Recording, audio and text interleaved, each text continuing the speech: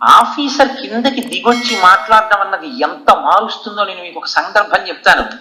నేను పనిచేస్తున్న కేంద్ర ప్రభుత్వ సంస్థలోనే ఒక 1.5-2 సంవత్సరాల క్రితం అకస్మాత్తుగా ఒక ఆర్డర్ వచ్చింది. ఒక రోజున మన సంస్థకి ఒక ప్రత్యేకమైనటువంటి గుర్తింపు తేవాలి అని సంకల్పం చేశాం.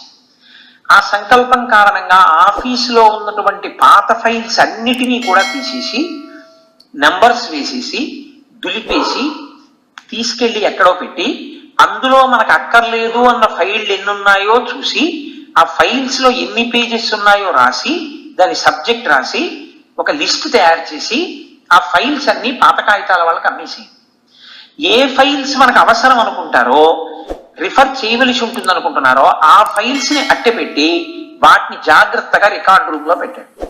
ఈ సంవత్సరంలో రన్నింగ్ ఫైల్స్ ఏ ఉన్నాయో అవసరం అనుకున్నవి ర్యాక్స్ లో ఉంచండి. ఇన్స్పెక్టింగ్ ఆఫీసర్స్ వచ్చినప్పుడు దుమ్ము పట్టేసినటువంటి అన్ని వేల ఫైళ్లు ఉండకూడదు. ఇది సర్క్యులర్ యొక్క సారాంశం.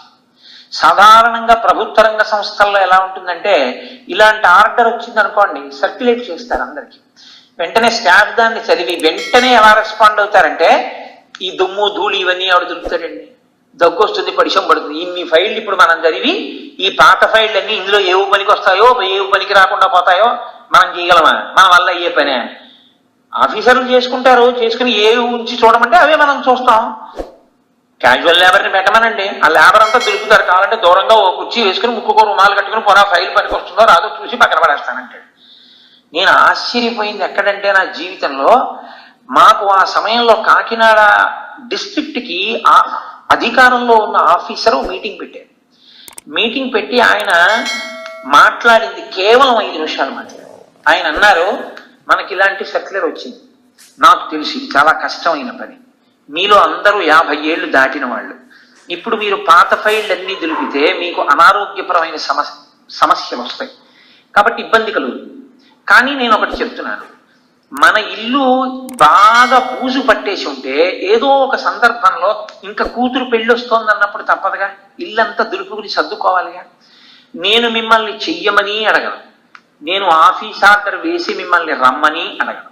మీలో ఎవరు రావద్దనుకుంటున్నారో వాళ్ళు నాకు చెప్పక్కర్లేదు. రాని వాళ్ళ పేర్లు నేను రాసుకోను. ఎవరు రాలేదో ఆ పేర్లు ఎవ్వరూ నాకు వచ్చి చెప్పక్కర్లేదు. నేను ఆదివారం నాడు, వచ్చే ఆదివారం నాడు ఉదయం 8 గంటలకి ఒక లుంగీ కట్టుకుని వస్తున్నాను. మీ ఎవ్వరూ రాకపోయినా నేనేమీ అనుకోను.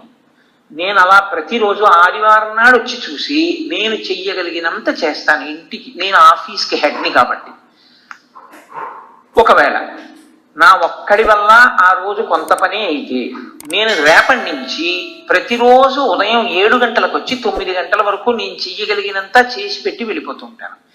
నేను ఇలా ఎన్నాళ్లలో చేయగలిగితే అన్నాళ్లలో నేను చేస్తాను. ఒకవేళ నేను ఇలా 6 నెలలు చేసి మీలో ఒక్కరు రాకపోయినా నేను మీలో ఎవరిని ఏమీ అన్నా.